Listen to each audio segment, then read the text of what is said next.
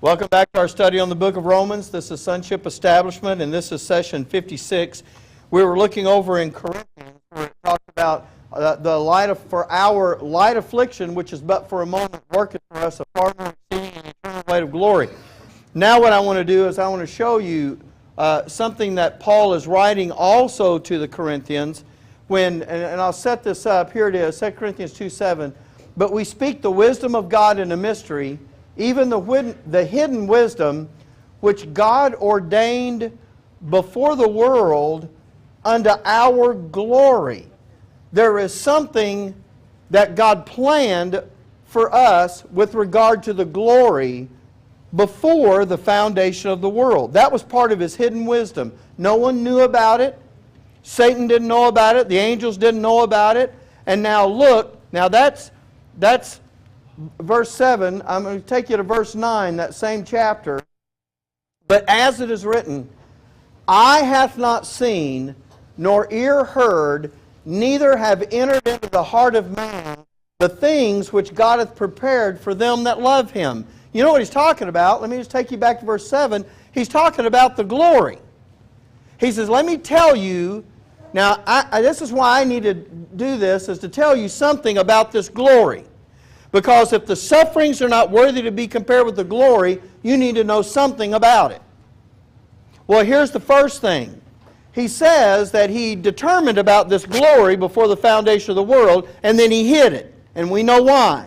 But then in verse 9, as he's going to describe that, he says, eye hath not seen. Well, let me ask you this. Has this world ever bestowed glory upon an individual? You bet. Have they made monuments to people? Sure. Have they written, great flowery praises, I think about the Norsemen, they'll sing songs about us, and all that kind of business. The world's done a lot of things to try to bestow glory, but the Father says, the kind of glory that's waiting for you and me, eye has never seen it, and ear has never heard. You have never seen anything like the glory that you're going to get when this is all done. You've never heard anything that would come close to this. And here's the part I really like. Neither have entered into the heart of man the things which God hath prepared for them that love Him. He says, no one has ever even dreamed of how good this is. Now, when you hear that, it sort of starts, doesn't that kind of take you back to Romans 8:18, that the sufferings are not worthy to be compared with the glory? Because he's going to say, you've never seen it, and I don't care how much I talk about it, or how much I describe it, or how many verses we run on it. When you get up there, you're going to look at me and you're going to go, it was way better than you said. This is way better than you said.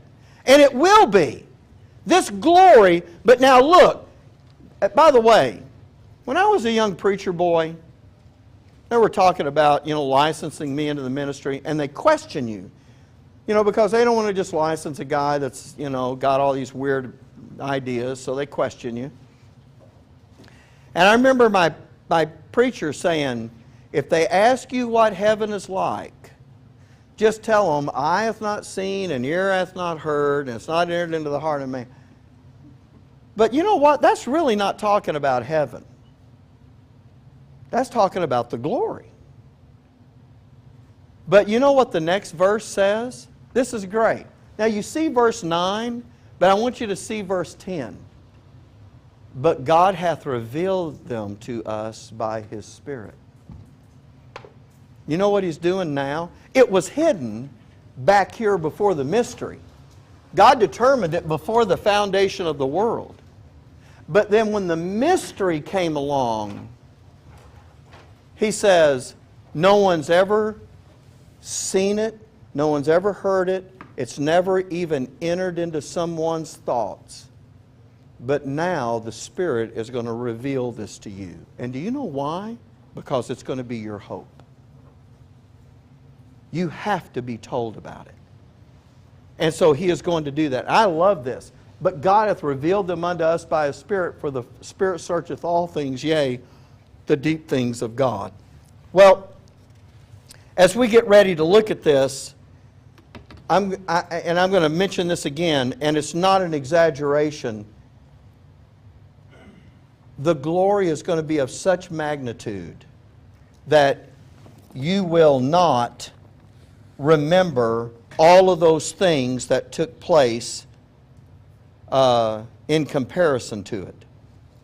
I was thinking that I actually missed something, and I guess I did, because I do want to talk a little more about this glory. And when you talk about it, can't even be compared. I actually made some comparisons here, and I thought, you know what, I think maybe this will kind of help us get our mind wrapped around it. The sun is 96 million miles away, or 1 astronomical unit. That's what that's called. Imagine the difference between the speed of light, which takes 8.5 minutes to get here from the sun, or walking to the sun. And I want to give you that illustration because the sufferings compared to the glory is like comparing how fast you're traveling by comparing your walking to the speed of light. That's how great the difference is going to be. And then I thought about this again, and I thought comparing the sufferings to the glory would be like comparing a single piece of gravel with the Hope Diamond when you're talking about possessing a rare jewel. That's what the sufferings to the glory would be like. Now, that's really insufficient, because even though I'm making that comparison, the Bible says there is no comparison for the sufferings to the glory. And if you think, and I know it is, but if you think the sufferings are pretty tough, then that gives you an idea of how great the glory is. That Paul would look at that and go, light affliction, but for a moment. And so Paul could look at a lifetime of tribulations and sufferings and hardships and perils and all kinds of things, and he could endure them because of this hope. This is what sustained the Apostle Paul. This is what will sustain you and me. And so this, now I've already kind of talked to you about these first fruits, but that's what I wanted to talk, that's where this really comes in. When the doctrine in this passage, when these things right here, when they do their job, then the first fruits of the Spirit have been accomplished in you. And you know that, you can measure that. How do we know that effectual working of that doctrine has taken place? Is because we're not groaning to get out of our old body just so we can get a new one. We're groaning to get up there and do what it is that we're supposed to be doing. The purpose for which God is doing all of this. And if that's happening in you, then effectual working is taking place. And if that is happening, then the first part of your hope is being established because of the glory. Now, there's something else about that, and I don't think that verse, I don't bring that verse up again, so let me just bring it back to where that was. There. Because there's something else I want to say about it, and I should have given you the verse again so you could look at it in your notes, and I didn't do it. So here it says, and not only they, but ourselves also, which have the first fruits of the Spirit, even with, do you see that? We which have the first fruits of the Spirit, we groan within ourselves, waiting for the adoption. If those first fruits didn't get done, they won't be groaning for that adoption. But the part I want to focus on here is the waiting for the adoption. When you talk about your adoption, you're talking about two things. First of all, the day that you move from being a child to being an adult, and your father has, let's just do regular adoption. The day a father says to his son, I want you to let me train you in the family business, and you come to work with me, you're going to learn everything about it, and one day you're going you're going to go to work in the family and take over the family business one day. When that son says yes, and then there's that ceremony, and people are invited, and there's this, a lot of custom that's done with that. There's a particular garment that the son puts on. There's a ring that's put on his finger and all that kind of business. That thing right there is called the adoption. Because that's the formal ceremony whereby a son is now declared to be the adopted son, and everybody knows what he's going for. But then after his education, when his education is complete, and now he's ready to really labor with his father, without his father looking over his shoulder and making sure he knows how to do everything, and he's going to put him into the business as a full functioning partner. That is also called the adoption. And at that point, his education is over. There is a third part. Remember, I rehearsed this with you. There's 3 parts to this process. But the third part is what? Yeah, him teaching his son. That's when he's not operating as a son anymore. Now he's operating as a father. So we don't call this third part the adoption for him. It's the adoption for his son. But there's 2 different parts, and they're both referred to as adoption. So when you read this one, he says, we're waiting for the adoption. Which one's he referring to? Yeah, he's waiting until his education is over and he's placed as a son, right? That's the one the creature's waiting on. And that's what he's waiting on. Because when that happens, he gets that redeemed body. Okay, now, let's see.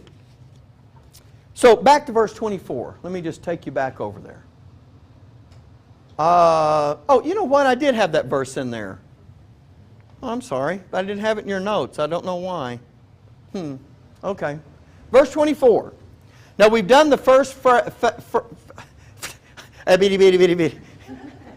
we've done the first phrase on this. We are saved by hope, but hope that is seen is not hope. For what a man seeth, why doth he yet hope for? But if we hope for that we see not, then do we with patience wait for it. Now, I'm going to come back and we're going to look at verse 24 individually. And what I want to do is I want to look at this and divide it up. In fact, if you look at verse 24, and let me just do it like this. Notice that first phrase, for we are saved by hope, is set off by a colon. And the second phrase, but hope that is seen is not hope, is also set off by a colon. So the punctuation divides this verse into 3 parts. We've seen the first part. Now the second part is saying, hope that is seen is not hope. Somebody tell me what's that saying?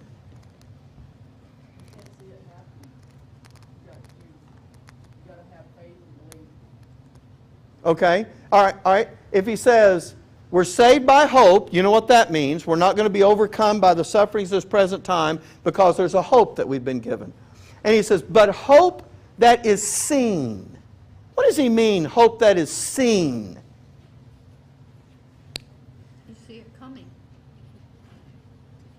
That's like having a package that you already know what's in it. All right, there's something you already have then. If you see it, then it's already here. In other words, let's go back to our spelunking illustration. When the guys dig through, we don't need a hope anymore. Do you know why? It's realized. It's done. Now that seems like, why in the world would God even put that in there? Don't you know that already? If there's something that you were hoping for that you can now see, well, then it's not a hope. Well, that almost sounds like, duh, of course. But why would he say that? Hope that is seen is not hope. Because he is telling you, don't get to thinking you're going to see any of the stuff about your hope while you're here, on this side of your redeemed body. The only time you see that stuff, that you're going to see it, that it's going to be a present reality, is on the other side of your redeemed body. In other words, it's the way of reminding you, don't think you're going to see the glory at all right now. You're not. You're not going to deliver the creature now in any way whatsoever. You're not going to be put in a position in the heavenly places. You're not going to be laboring with your Father up there. However you want to talk about that stuff that you got in this body of doctrine here, none of that happens on this side. And he's reminding you about that because he doesn't want you to start looking for things and trying to go, oh, this must be... Let me give you an illustration. Let's suppose that there's some people that move into town and they find out about it, and suddenly we jump from, the 30, 35 people to 75 people, and we go, oh, this must be the glory. That's not the glory. We're not going to see any of the glory on this side of a redeemed body. And so he's reminding you, if you see it, it's no longer hope. And so you're not going to see it until you get there. So let me just ask you, based on that, are you going to receive any part of your inheritance now? How about your joint heir inheritance now? No. No, you're not going to get any of that. Okay, so all of that stuff is reserved for another time. Now, back to, let's see. Here's, let's do this last phrase. For we are saved by hope, but hope that is seen is not hope. For what a man seeth, why doth he yet hope for? In other words, if you've already got it, you don't need to hope for it. You've got it. Now you will have that one day, and now you've been told why. But you've been told when, and that won't be until the adoption, until the completion of your education, and then of course you're placed and manifested as a son. But now let's go to the next verse, 25, because that verse is pretty straightforward. But if we hope for that we see not, if we're hoping for something we don't have, then do we with patience wait for it. And now this brings us to well, that's really where it's all headed. Then do we with patience wait for it. This is where that godly virtue that this whole thing is producing of a patient endurance, that's where it's all coming from, because that's the way this section ends. Now, what do we know about patience? Somebody define patience for me. I'm being patient while I'm waiting for someone to define patience. The dictionary, all right, long-suffering, all right. Endurance, tolerance, lack of complaint, persistence, fortitude. You could add you could add a lot of things to that. I gave you a few. Let me show you what George Crabbe wrote. Smith first. Sorry, Charles Smith first. The opposite of endurance is exhaustion. Well, that makes sense, doesn't it? Now, why would he even start that way? Because the opposite of patience is repining and irritability. Now, wait a minute. We've talked about patient endurance. Can you endure something impatiently? Yes, you can. And that's why it's not just endurance. It's patient endurance. And that's why, let me back you up, that verse says, then do we with patience wait for it. Because that you can endure impatiently. The enduring man, it should be, can be an exasperation. The patient man suffers and is calm. Now, let me show you George Crabbe. Patience applies to any troubles or pains, whatever, small or great, abstaining from all complaint or indication of what one suffers. If we do not endure with an easy mind and without the disturbance of our looks and words, we have not patience. It's possible to have patience without endurance. That's true, isn't it? Have you ever seen, I've watched people wait, and they're waiting, but they're waiting impatiently. And it shows up in their body language and on their face, and then when someone speaks to them, in their voice. But here's what you're supposed to do, and you're given a doctrine to do this, is when you're going through the sufferings of life, you endure them patiently. How in the world can you do that? I gave you one aspect. We talked about it a little bit, and that was the glory. I've kind of infringed on where I'm going to write here, so let me get rid of this for a second. If you've got any picture at all, and look, I know that verbally today, because I kind of got behind, we didn't do near the work that your notes do on talking to you about the glory. But I've said enough that you should have an indication that what's waiting for you there is something that is utterly magnificent. But there's another aspect that you're supposed to understand about that, something else that you're supposed to know, and that is the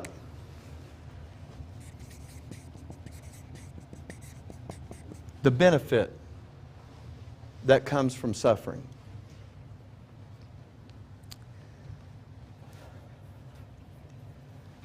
This almost seems like when we talk about patiently waiting or patient endurance, and at the same time groaning to get there, those are not antithetical. You can do both of those.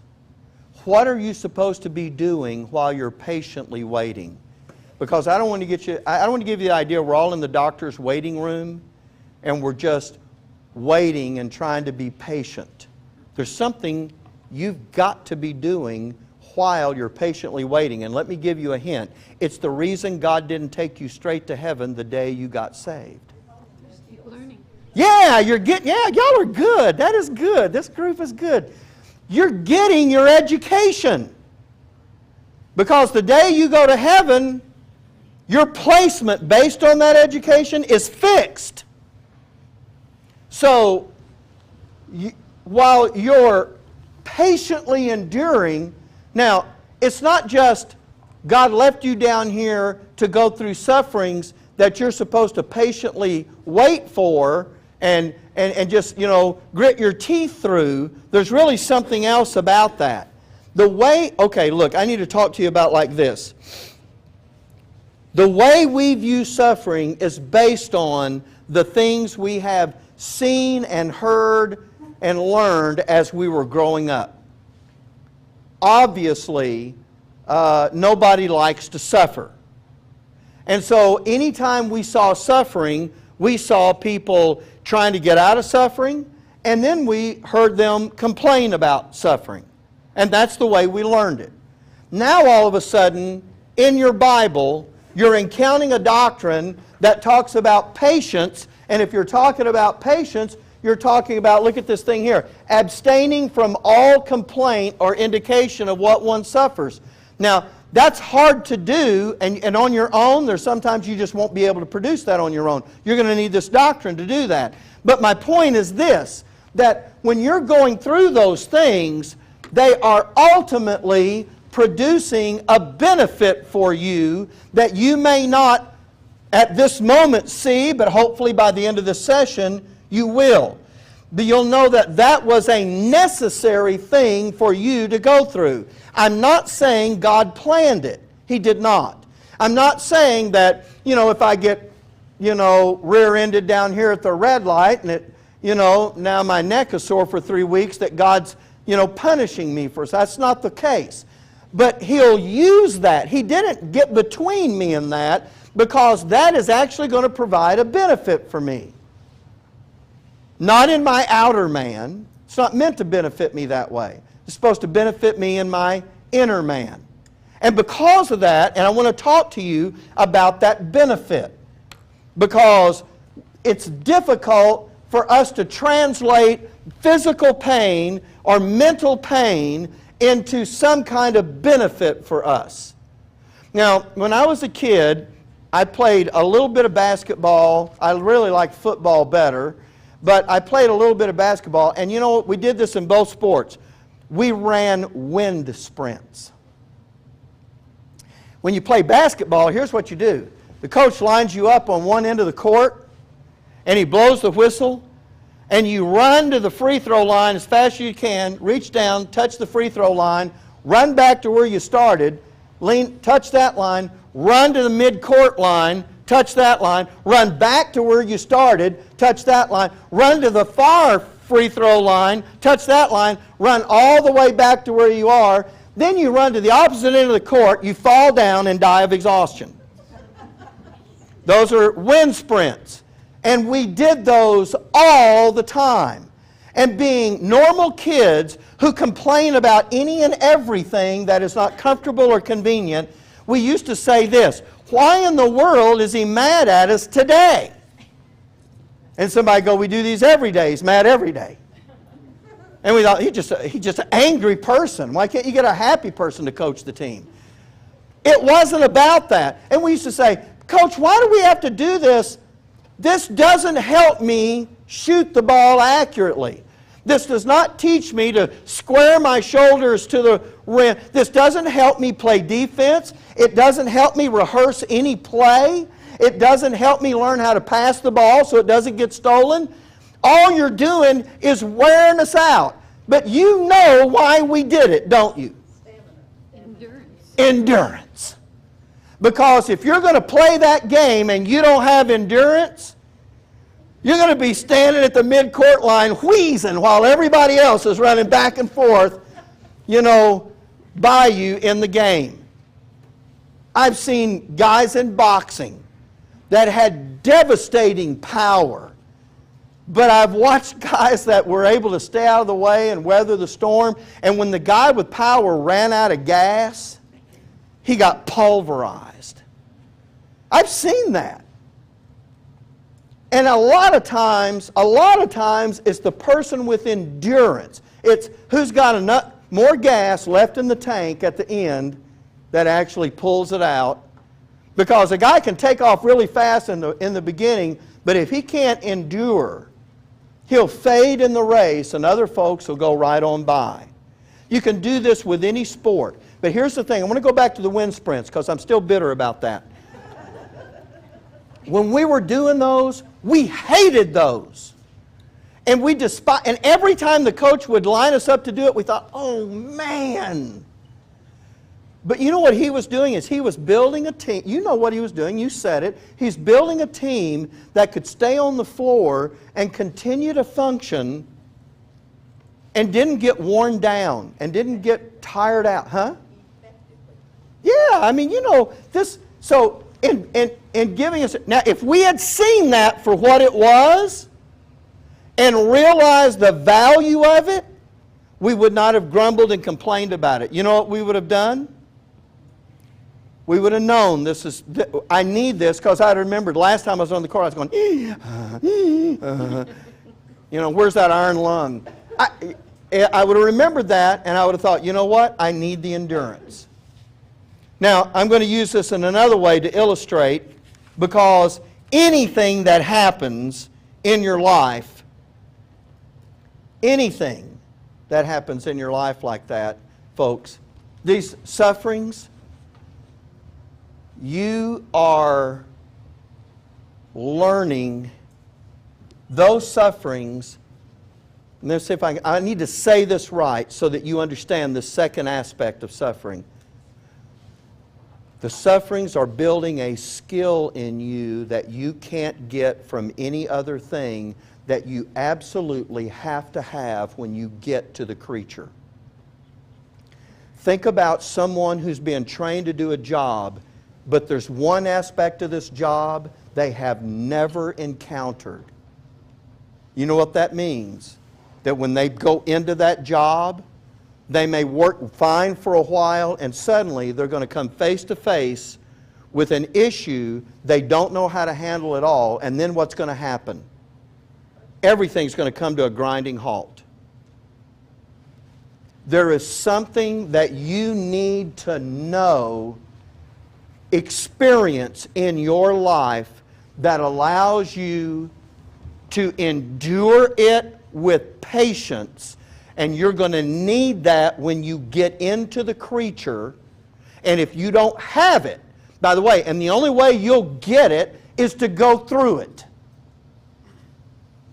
No coach puts a team on the field, but they haven't run the plays over and over and over and over.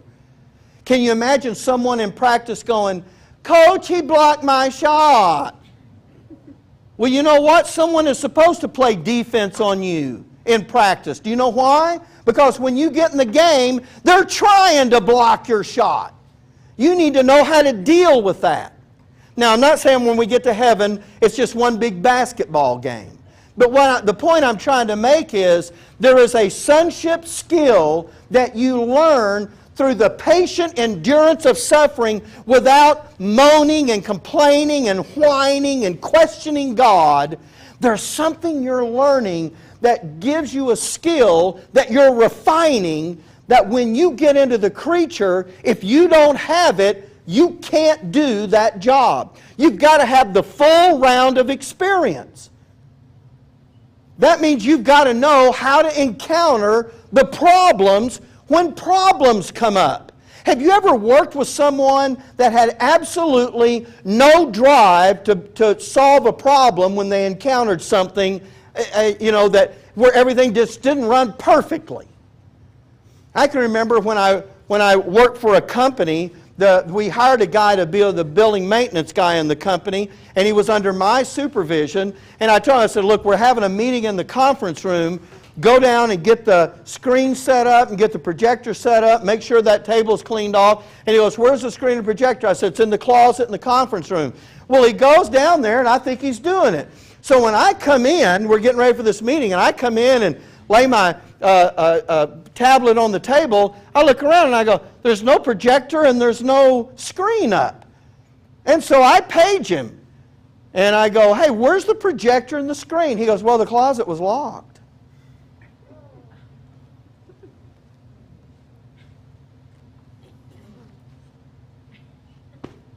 Well, I guess we just won't have one. Find the key! Yeah, I'm thinking, boy, you know what? It's a good thing somebody puts his water and food out for him. He'd just die. Knowing, okay, I don't want to get on that deal, but you could, and that was a long time ago, and I'm still upset. But this is a great illustration, though, of if you don't have the ability to overcome problems, if you don't have the ability to take your sonship education and deal with things that are not easy or convenient to deal with, you can't function. You're not going to be able to function in that job. The sufferings, God is not, He's not ordaining them for you. He's not choosing them for you because this is His way of getting back at you for something you've done. You know that. But what He's saying is, because they are part of the world you live in, I'm going to let them happen, and I'm not going to get in the way of it. And the reason is because you're going through them in a very particular way is going to build something in you that the good times can't do. And if you don't have that ability, you're not going to be able to fully function. Hey, when everything's going rosy, who can't?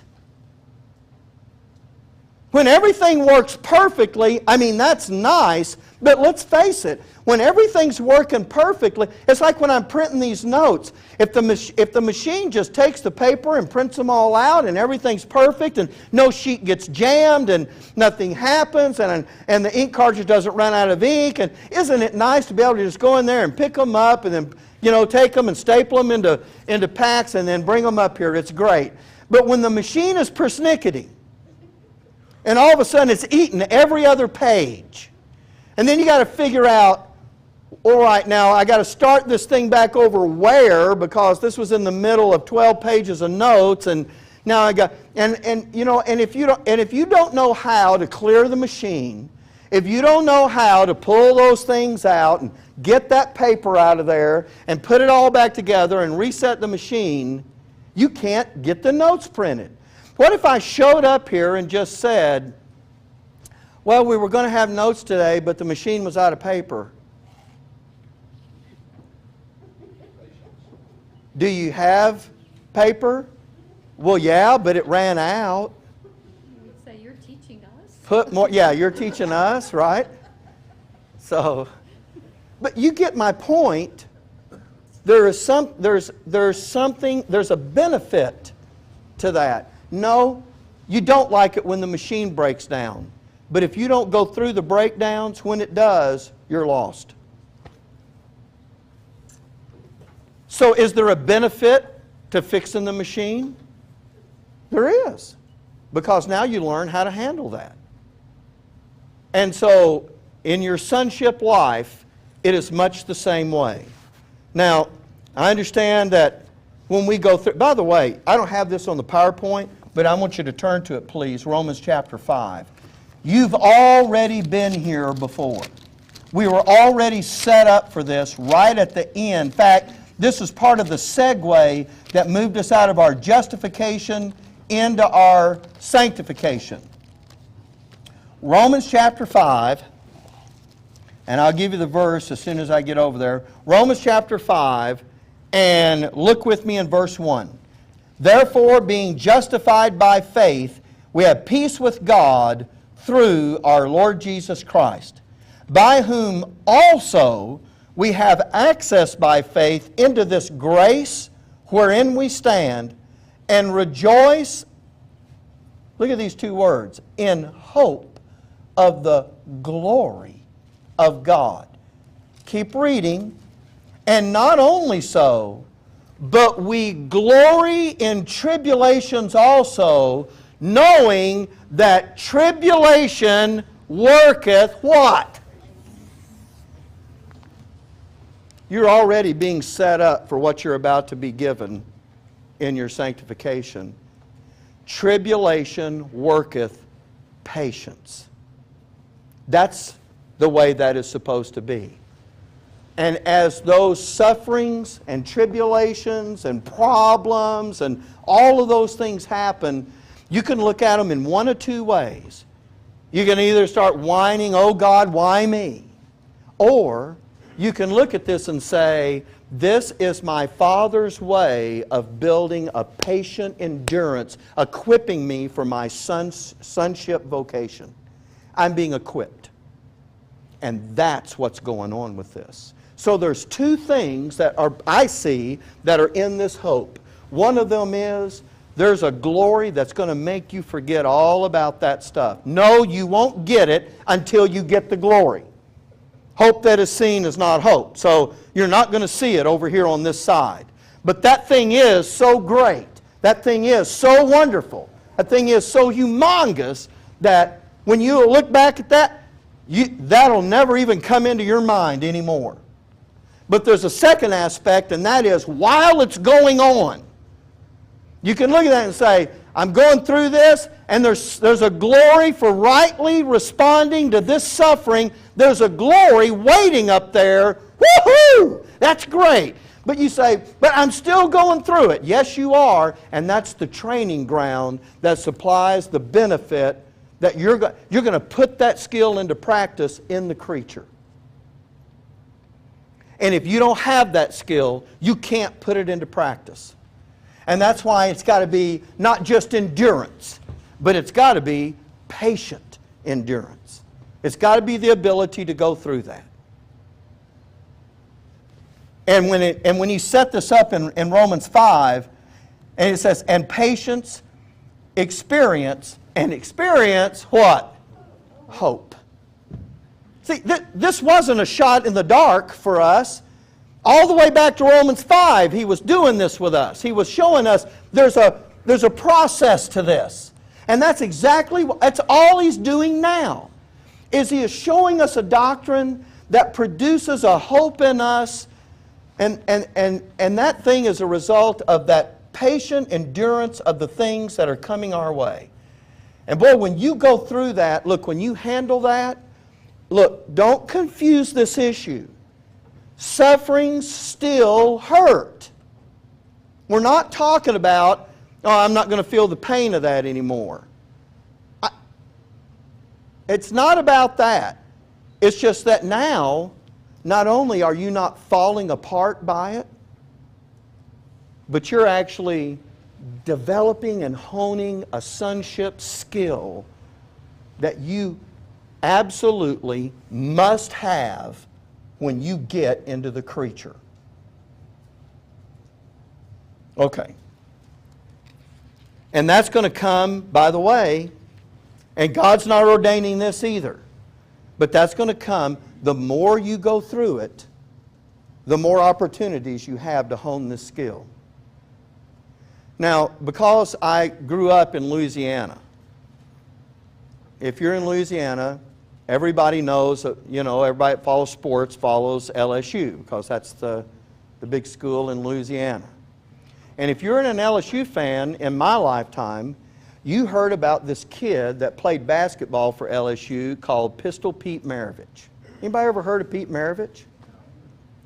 Pete Maravich, his dad was the coach, Press Maravich, and Pete was a pretty amazing basketball player. In fact, you can still go on the internet today, and they show those top 10 plays that he made when he was in college.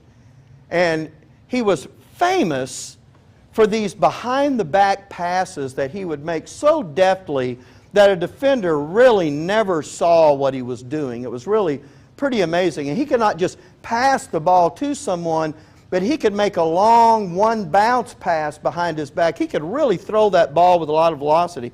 And what we all understood is that Pete always stayed after practice, and he would draw circles or put tape circles on the walls at different levels, and he would come flying by at a full speed dribble and fling that ball to hit the circle that he wanted to hit for hours.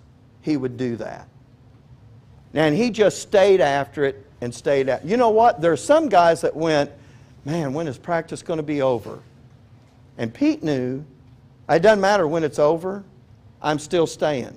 And I just wanted to kind of give you an idea of this here, because Pete played in an era when in college you were only eligible for 3 years. Now you can play, if you're in college 4 years, you can play 4 years.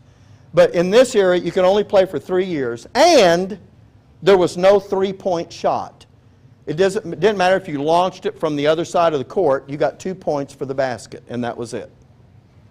The reason that's important is because Pete Maravich is still to this day the highest scoring college player in history.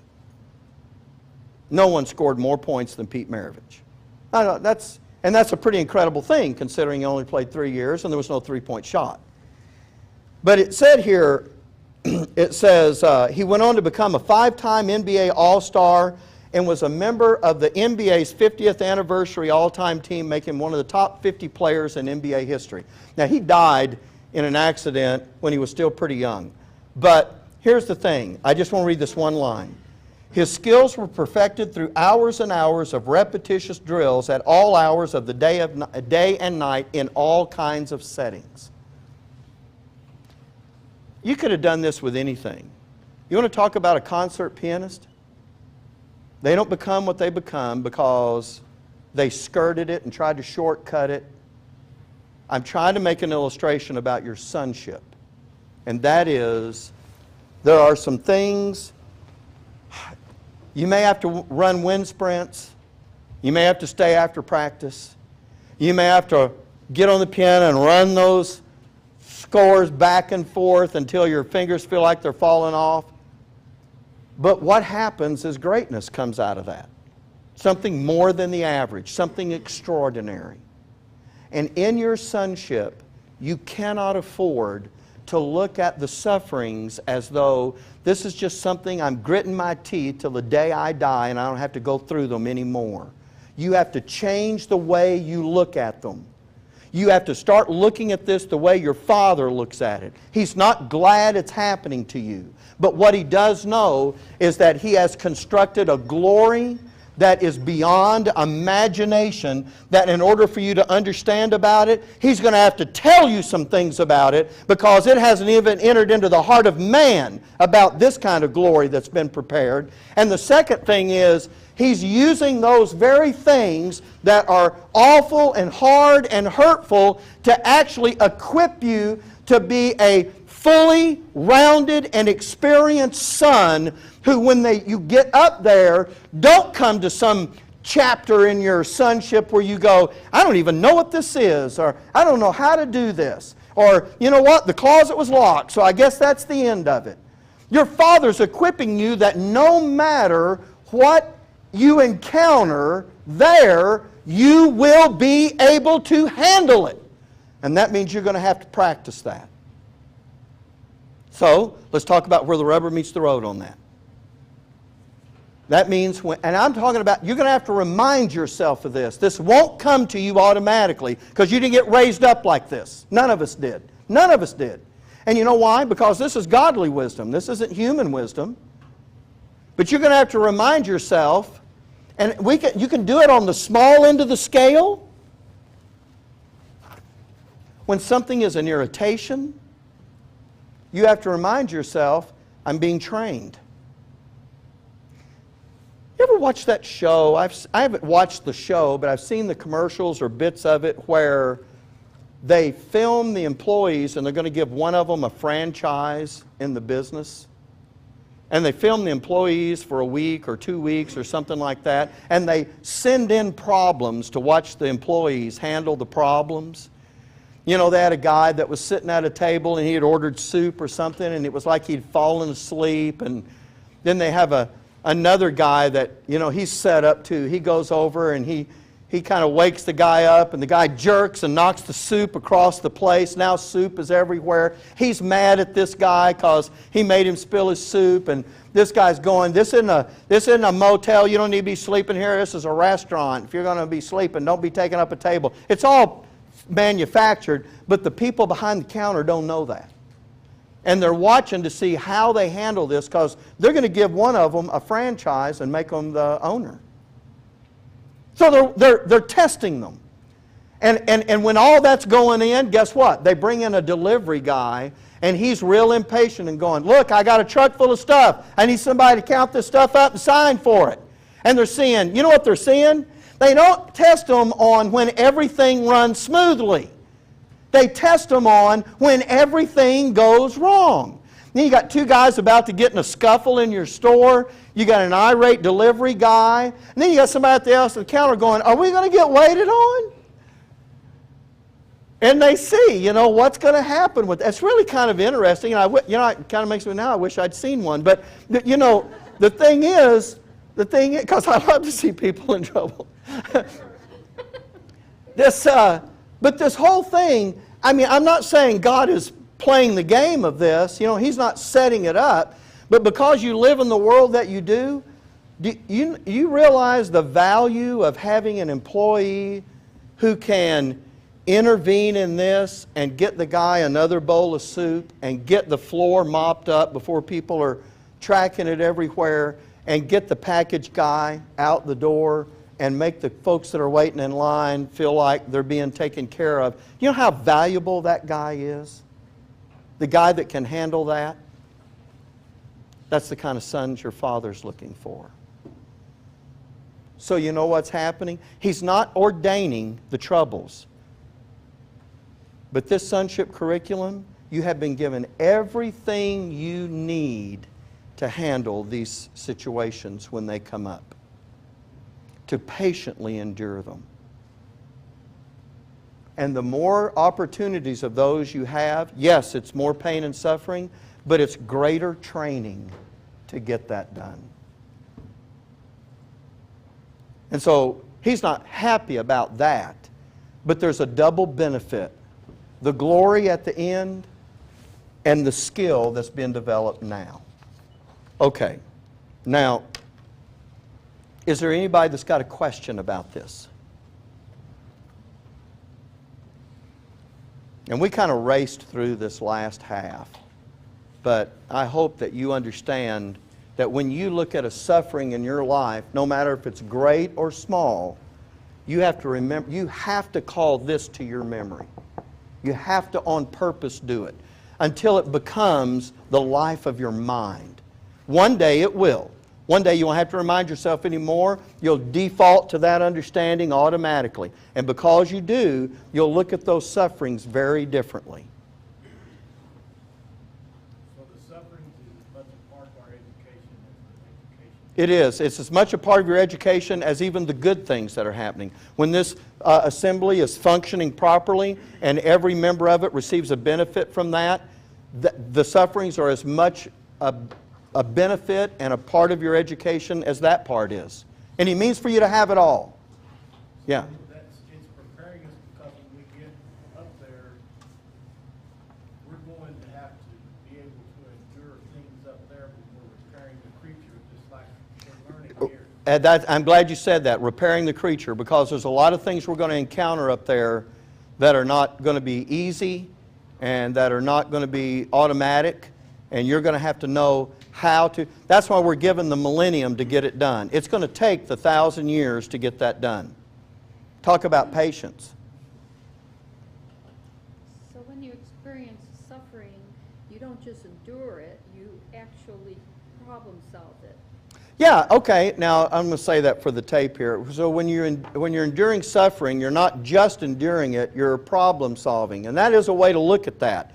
You should be viewing that as this. You know, I know it's a cheesy way to think of it, but it's almost like my father is watching on the hidden camera to see how his son is going to handle this thing. Because this is equipping me to do something that only this can equip me to do. And yeah, you are kind of looking at that. But remember, you're not manufacturing the endurance. The endurance is coming out of this doctrine. In other words, because you know about the glory that's on the other side of a proper response. There's no glory for an improper response. And then you know that by learning how to handle this, you're gaining a skill that you otherwise wouldn't have. Yes. All right. Wisdom, justice, judgment, and equity is going to what's going to teach us also to do this, right? Well, no, the doctrine sitting in Romans 8 is going to teach you to do this. And that's what he wants in place before you begin the wisdom, justice, judgment, and equity. Build the hope, right? It is going to, now, well, you're right in saying, let me say it this way. If you ever read over in Colossians and Philippians, some of those places, he talks about hope and that kind of business. All of that other hope, there are other things that are going to be done, is built on this. This is the foundation upon which everything else now is going to get built. So this is not just a separate issue, it's the foundational issue. And later, you're going to be given hope about a different area in something. It's going to be done the exact same way, and it's going to be built right on top of this. Now, I know I'm speaking just generally, but I'm just saying, yeah, it's all connected. Is there anything about this you don't understand? Everybody understands there's two aspects to that hope. And if you're looking at this now and saying, okay, I do understand that, but I'm not really sure how that thing produces what it does, it won't until you're suffering. The difference between book knowledge and experience. Can I say it that way? Right now, I'm giving you the book knowledge. But when you encounter it, the more you put this to work. You know, if I could use Dale for an example here, several times he said to me, I know God's grace is sufficient, and I'm relying on that grace. And the more he relies on that, guess what? The better he will do at getting that working in him. At first, it's kind of like being on that bicycle for the first time. You know, you're all over the place. There'll be a day when he'll come sailing down the road with his hands in the air going, ah! And we'll all run for cover. But the more you do it, the better you get at it. So look at everything as this opportunity. Doesn't matter how minor it is. You know, I always joke, you know, for men, you know, my mother-in-law is coming to visit for 2 weeks. Or you're visiting her, whichever the case may be. But you know what? It doesn't matter what it is. I joke about that. But it doesn't matter what the thing is, even if it's a little thing, you need to start looking at that patient endurance. I have to start looking at that patient endurance. And if we don't remind ourselves of that, you may have the concept down, but there'll be areas in which you're not putting that into practice. This has got to become a way of life for us. It's tough. That's why it's not up to you to manufacture it. Thank God for that. But this doctrine, that's why I keep telling you, spend time with this doctrine, and the doctrine does the work. Now you know what it is. All right, any other questions? Anything you're not clear on? All right, when we come back next time, we're ready to move into the next section.